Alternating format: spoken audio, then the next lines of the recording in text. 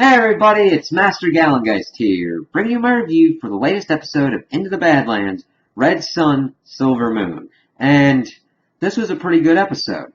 And we got everybody's kind of like point of view. We got Sunny's, the Widows, Quinn / Vale, and MK. Now, the main kind of focus on this one was with Sunny. He took up most of the time, but we had some good movement on each of the storylines fronts. So within Sunny's case, him and Bajay are still trying to figure out how to get past the wall. And him and Bajay are walking along and everything. He's like, I thought you knew where you were. And he's like, I kind of know approximately where we are. And I kind of know a way in that I know someone who can get us through the wall. We just need to find something for trading first. And Sonny's like, dang it.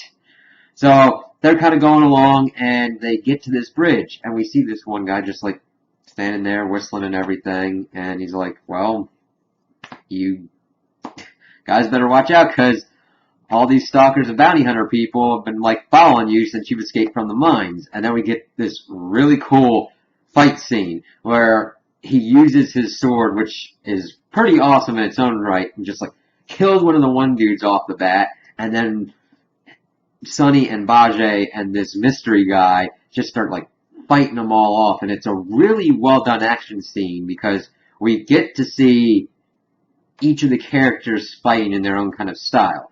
Bajay, of course, is just like fighting one dude, and of course is not as martially inclined as the other two, but that still doesn't make him any less of a threat because he's able to get one dude off the bridge and strangle him to death. And then we see the mystery guy, just like going ham. He like breaks this one dude's arm and just smashes his head, which that's what I'm going to be calling the kill of the week. How he did it. It was just so effortless and just really well done and executed. And then we see Sunny using the other dude's sword to take out some other people with having his own kind of cool stuff going on. And he's like, well, if you want to live, come with me. Otherwise, you guys can just go on and die. So Sunny and Bajay just kind of like follow him off. And with this kind of going on, they keep going in, and Bajay's like, I don't really trust this dude. And then, of course, he takes off his outerwear, and we see that he's got all these tattoos, and like, crap, he's a Clipper. And it's like, okay, we know this dude's dangerous. We just don't know exactly what's up with him. So they keep going on, and they kind of have a place where this guy hides out. And Sunny gets in a conversation with him, and we find out that he is a former Clipper, because it's alluded to as Bajay and Sunny are kind of talking before they get into this, because Sunny kind of correctly deduces that he is Nathaniel Moon, also known as Silver Moon. And he is like one of the deadliest Clippers who just kind of like walked away from the Badlands. And then later on it's just him and Sunny talking, and we find out that he had a very similar kind of story to Sunny. He got out, he got a wife and a son, and instead of the Baron coming after him, it was the brother of a nomad that he clipped came and killed his wife and son. So we learned throughout the rest of this process that his main goal now is to pretty much be the best of his abilities. Either find the 1,000th mark, because him and Sunny keep talking about it, about like their motives in his dojo, and he's like, he has 999 marks while Sunny's got 404. And he's like, it was just, I was running out of skin and everything.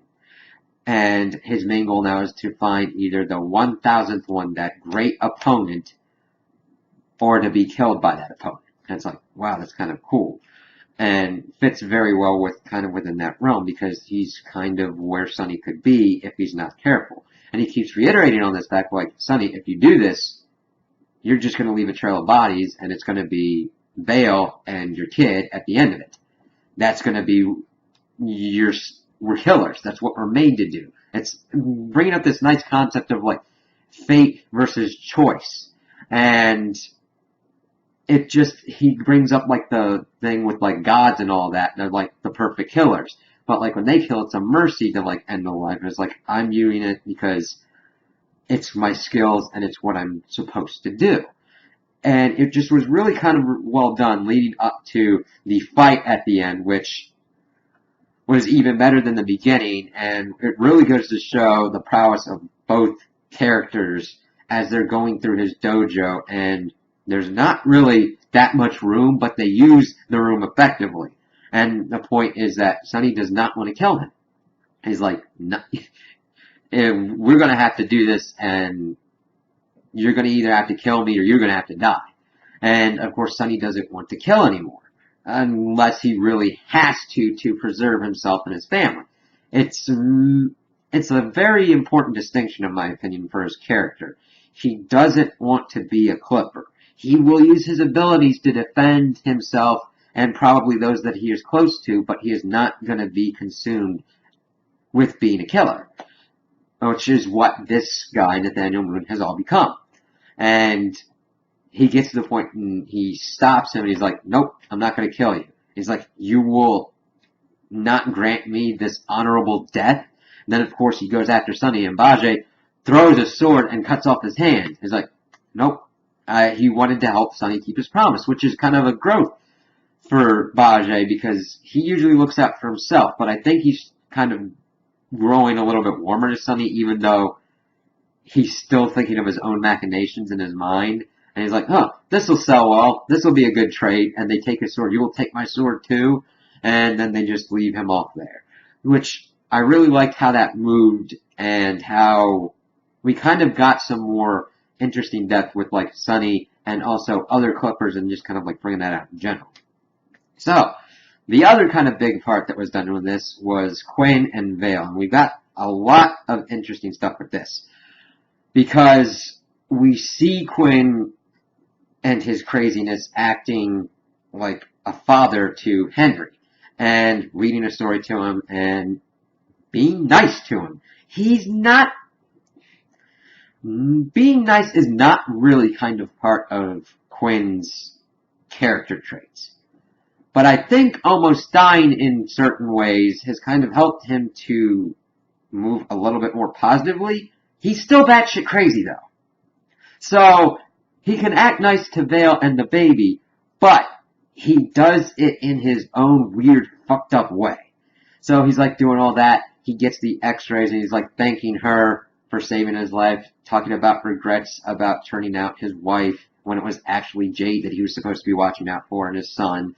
And then we see Vale and the kind of con that she's playing because Quinn's relating to the kid, your mother saved my life twice. Once for the sword wound that I had and one for the malady in my head. And we see that the cancer's still there. And she's switching out the x-rays and giving him, I don't know what. I'm going to say at this point pretty much a placebo because the tumor is pretty big in his head.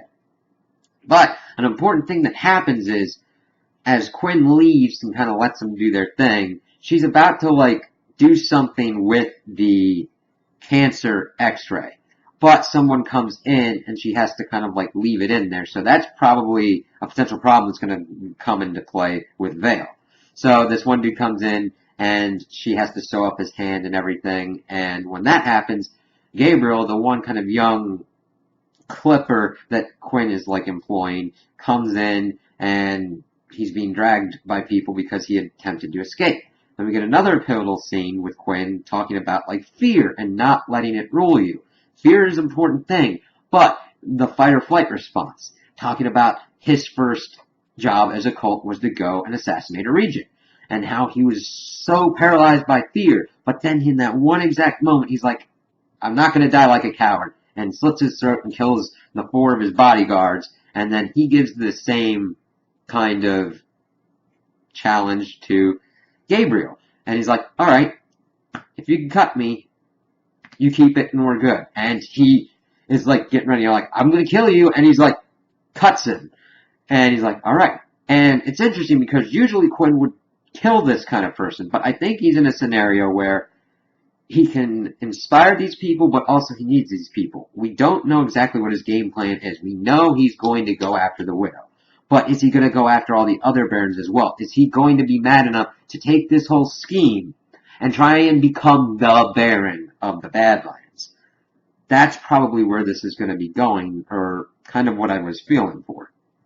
So, then we also see what's going on with Widow, Waldo, and Tilda. And this was important stuff because it was kind of minimized, but it's setting up for the conclave of the barons and everything. So they're talking about how they're strategizing and how instead of Tilda going with the widow, it's going to be Waldo because he's been a player in the game. It's even seen that pivotal scene with Waldo talking to the widow, like, why did you join me? Why did you go against Quinn?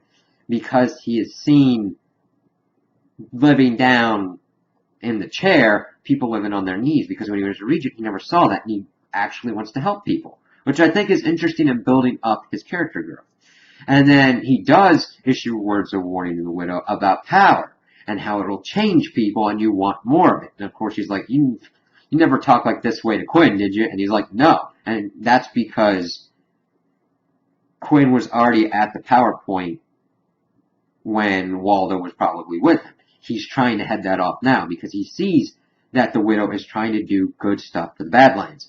She wants to pretty much break the system and be a baron as well. So we've got two opposing ideas.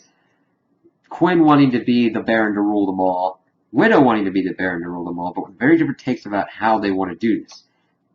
Quinn kind of wanting keeping the Badlands and doing it under his own vision. The widow kind of breaking the ideas of the Badlands. But we'll have to see if that power corrupts her. So we see them drive off and get into the conclave.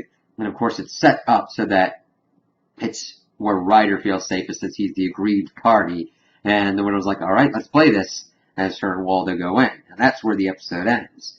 So with that being done, we have also seen MK's story. This one kind of had the smallest bit, but also the most important. We see him getting frustrated with the Master because he wants to go back into the room of mirrors, but the Master's like, no, the way you're fighting yourself is not going to work.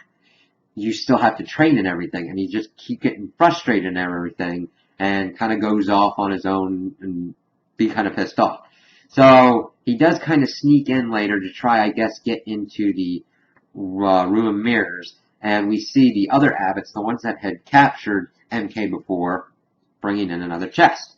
And we find out that they go into this kind of surgical room, and they've got the dude that had escaped. And he's like, I'm sorry, I won't do it again. I'm like, yeah, you won't do it again. And they do this kind of thing where I think it's more of a like acupuncture thing, even though it had needles. That part wasn't as clear, but it was like stabbed him with one of the needles in kind of like an acupuncture kind of place. And he's like screaming in pain, and MK's seeing this as well. And then we see his eyes flash, not black as the usual part with the gift, but another color. And we see that the abbot that had been training MK tells him to be quiet, and they're talking, and MK calls the Master a liar. I don't know why he does that, because he's also bringing up the part that he's got to find out what's happened to his mother, and that the Master's a liar. I don't know if the Master's completely lied about stuff at this point. Now, granted, there could be stuff going later on, but I think MK was just trying to get her to follow him out. He's like, we can leave here together. And she's like, no. And he's like, fine. And he kind of like storms off. So there's still some tension. He still wants to go out and see what's going on with his friends. But he does have big hurdles in trying to overcome the other part of himself that controls the gift.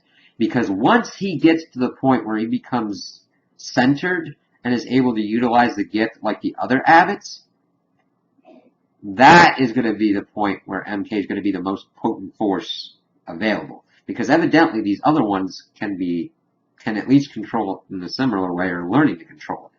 Because those abbots that came after him, they knew what they were doing. So it'll be interesting to learn more about what this cleansing is, because that's like taking the gift away, and see how many other people this has been done to, and if it'll eventually happen to MK, or if it won't work on MK since he's the strongest one they've seen with the gift in a while. That also brings into the point that we don't know if Sonny could have eventually had the gift, because there's kind of inklings that he could have possibly had it, but was cleansed possibly, but still retained a lot of good martial arts skills from the gift, if that's how it works. So I hope that we kind of get that delved in a little bit deeper, because in the first season, there are kind of inklings towards the end of that, but I don't know what's going to come of that. I'm excited to see what is going to be happening with all these different plot points and where it's eventually going to come to its head.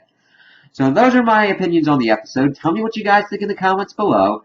If you liked it, if you didn't like it, if you agree with me, if you disagree with me. Also, like and subscribe, and I hope you have a good day.